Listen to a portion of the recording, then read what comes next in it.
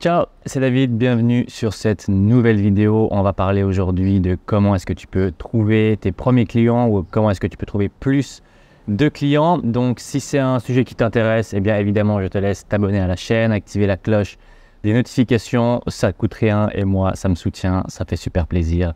Donc voilà, moi je te laisse t'abonner et on part tout de suite pour cette vidéo sur trouver tes premiers clients ou des nouveaux clients ou plus de clients de manière régulière, que tu sois une entreprise ou que tu sois un freelance ou une freelance. Eh bien, je pense vraiment que je vais pouvoir te donner pas mal de petits conseils dans cette vidéo. Alors, la première chose, évidemment, c'est définir qui est ton client type. Alors, ça, je pense que tu l'as entendu plein de fois.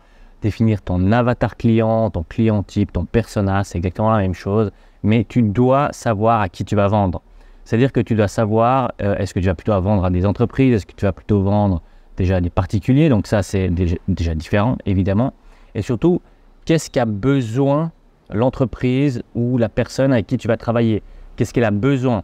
Quelles sont ses douleurs, ses frustrations? Les gens vont acheter la plupart du temps à cause d'une émotion, que ce soit une émotion positive. Par exemple, on prend les influenceurs, c'est ça, c'est « ah, j'ai envie d'être comme l'influenceuse, comme l'influenceur ».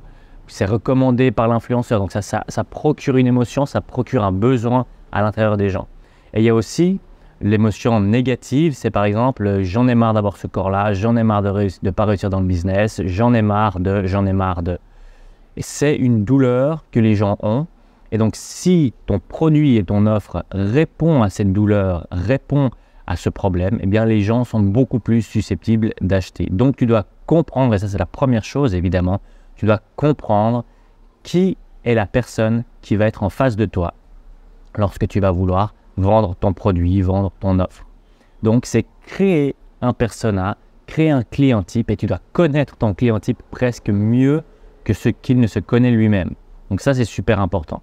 Essaye de déterminer ses besoins et ses frustrations. Et une fois que tu as déterminé tout ça, alors évidemment, il faut même aller encore plus dans les détails, mais une fois que tu as déterminé ces frustrations, eh bien, tu vas pouvoir proposer une offre, donc tu vas pouvoir proposer ton produit ou ton service sous forme d'une offre qui répond à ses frustrations, à ses besoins, à ses envies. Et là, tu vas être beaucoup plus susceptible d'acheter parce que lorsque ton client type va voir ton offre, il va se dire « ah oui, ça correspond à ce dont j'ai besoin, ça correspond à ma frustration » et donc tu augmentes énormément tes chances de vente. Donc le deuxième point ensuite, et ça on part vraiment maintenant sur trouver tes clients, c'est exploite ton réseau. Tu as des gens autour de toi qui ont certainement besoin de tes services, vraiment. Et ça, on le sous-estime au début. Lorsqu'on veut se lancer, on se dit qu'on va devoir trouver des clients, on ne sait pas trop comment, à gauche, à droite, des gens qui ne nous connaissent pas. La plupart du temps, les premiers clients qu'on a, c'est des gens qu'on connaît. Donc, parle à ton entourage de ce que tu fais, de ton produit, de ton service, etc., etc.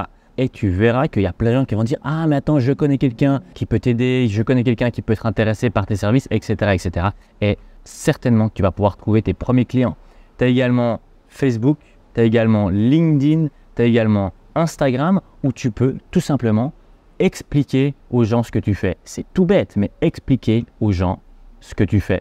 Tu peux trouver également sur Facebook des groupes de discussion où il y a des gens qui discutent justement d'un sujet. Eh bien, toi, si tu sais que ton persona peut se trouver dans ces groupes Facebook, eh bien, tu peux sans aucun problème aller dans ces groupes Facebook, ça peut être également sur LinkedIn ou sur Instagram, et tu vas chercher des gens qui te semblent avoir ce besoin que toi tu peux résoudre grâce à ton offre.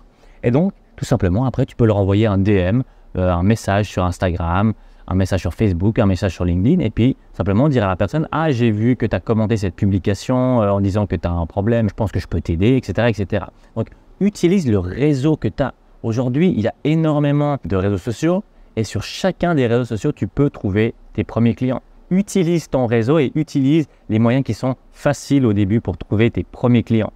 Donc ça, franchement, tes premiers clients, moi, je parie à 90% que tu vas les avoir simplement par le bouche à oreille. Donc, parle de ton service, parle de ton offre, parle de ton produit autour de toi. Parle-en sur Facebook, parle-en sur LinkedIn si tu es actif ou actif sur LinkedIn. Parle-en sur Instagram, on a tous quelques abonnés sur Instagram. Et même 200, 300, 400 abonnés sur Instagram peuvent largement suffire pour trouver un ou deux clients. D'accord? Donc, poste en story, explique aux gens ce que tu fais. Voilà un petit peu comment est-ce que tu peux déjà autour de toi réussir à trouver tes premiers clients. Alors, évidemment, par contre, il va falloir démarcher de manière active au début. C'est clair qu'au début, les gens ne te connaissent pas, donc ils ne vont pas venir vers toi sans aucune raison, sans te connaître au début. Ça, c'est après que les gens vont revenir vers toi par recommandation lorsque tu fais du bon travail, évidemment. Ensuite, le troisième point est, pour moi, il est énormément sous-exploité par les débutants, c'est le démarchage par email. Les gens ont peur de déranger les gens. Les gens ont peur d'envoyer des emails parce qu'ils ne veulent pas déranger. Les gens ont peur de faire des relances par email. Les emails, c'est vraiment ce qui va te permettre de faire décoller ton business, principalement si tu as un business de service. Donc un business de service, c'est un business où tu vas par exemple proposer tes services de community management, de créateur de contenu, de copywriter, de vidéaste, de monteur vidéo, etc. etc. C'est tout des services. Tu ne vends pas un produit physique. Et lorsque tu vends tes services à une autre entreprise, tu as le droit d'envoyer des emails. Les emails des entreprises, la plupart du temps, tu les trouves. Tu les trouves sur leur site internet. Alors là, souvent, c'est une adresse générique. Mais si tu cherches un peu plus longtemps, par exemple, sur LinkedIn, que tu vas fouiller un peu sur LinkedIn, eh bien, tu arrives la plupart du temps trouver une adresse mail, soit du responsable marketing, soit même du dirigeant de l'entreprise, lorsque ce n'est pas une trop grande entreprise.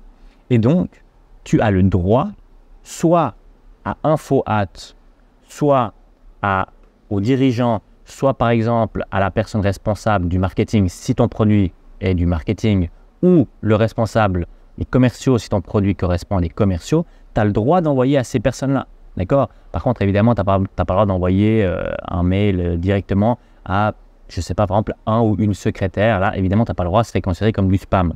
Par contre, si tu arrives à trouver les emails des bonnes personnes à qui tu veux t'adresser, tu as le droit d'envoyer des emails. Et donc, ça veut dire que tu peux proposer ton offre directement aux personnes qui pourraient être intéressées par tes services. Et donc, c'est pas plus compliqué que tu vas te créer une page qui explique, et ça, une page qui explique tes services, tu peux vraiment la faire en 2 jours. Tu vas te créer une page, tu vas expliquer tes services, toujours évidemment en parlant en bénéfice pour ton client. Jamais je vais faire ci, je vais faire ça, je vais faire ça. Non, parle en bénéfice pour ton client, augmentez vos ventes, etc., etc. Et tu vas ensuite envoyer des emails de démarchage. Et ensuite, tu vas relancer. Tant que tu n'as pas un nom, il faut relancer le client. Alors bien sûr, ce n'est pas tous les jours qu'il faut relancer, mais sans aucun problème, tu peux tous les 3 jours envoyer un email de relance jusqu'à ce que tu aies une réponse. Mais ça veut dire qu'un non, c'est une réponse. Mais tant que tu n'as pas de réponse, tu peux continuer à envoyer un mail.